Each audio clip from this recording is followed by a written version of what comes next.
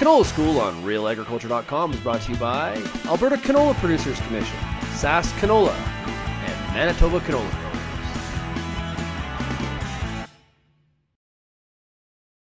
My name is Dr. Nasir Shaikh, and I'm the Provincial Weed Specialist working with Manitoba Agriculture Department.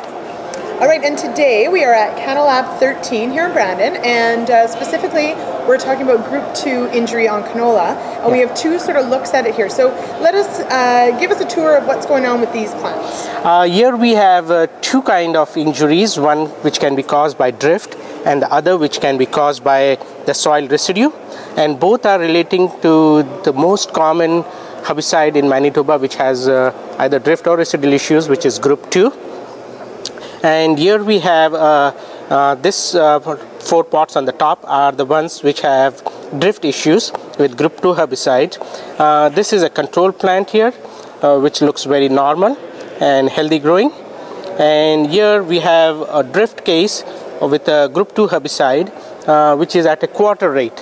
So you can see over here that with the Group 2 Everest for example, we see that there is a yellowing of the younger leaves, there is slight purpling on the edges of the leaf, and the plant is kind of stunted. You see the growing point, it is not growing that aggressively. The plant may grow out of it over a period of time, but there will be a big setback for the crop for the time being. Now, what might this be confused with? So,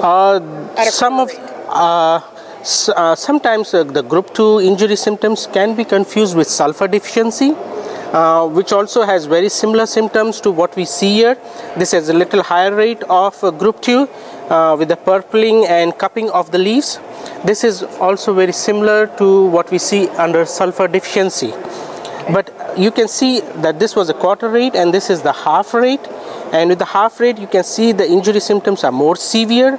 There is more cupping and curling of the leaves turning more purplish compared to over here. And also the growing tip is almost dead or kind of stunted. And if this happens in the weeds also, like which are the ones we don't want. We see similar symptoms in the weeds, and what we sometimes I like to call it is like they are like the green skeletons.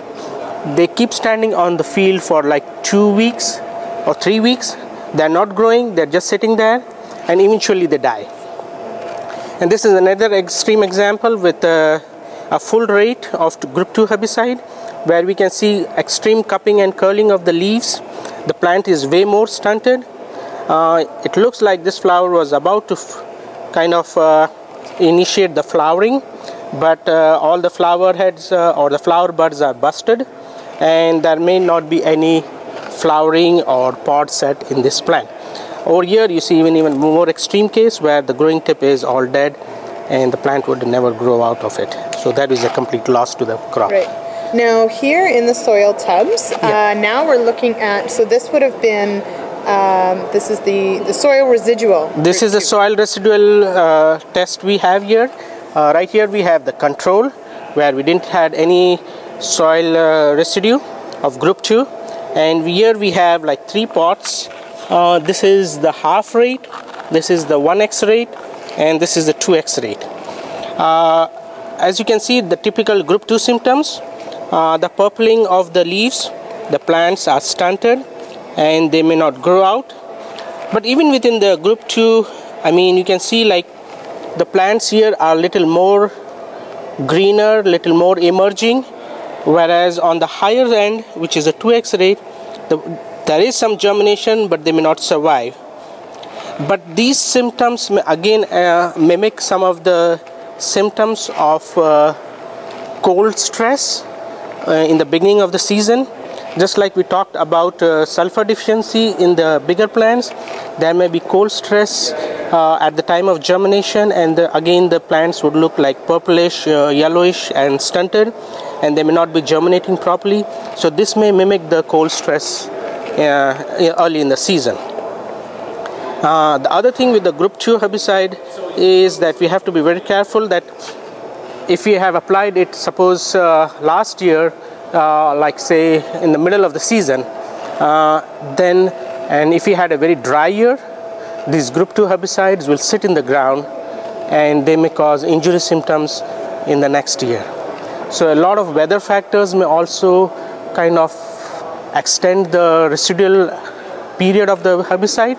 So that is also have to be kept in mind. Great, thank you so much. You're welcome. Yeah.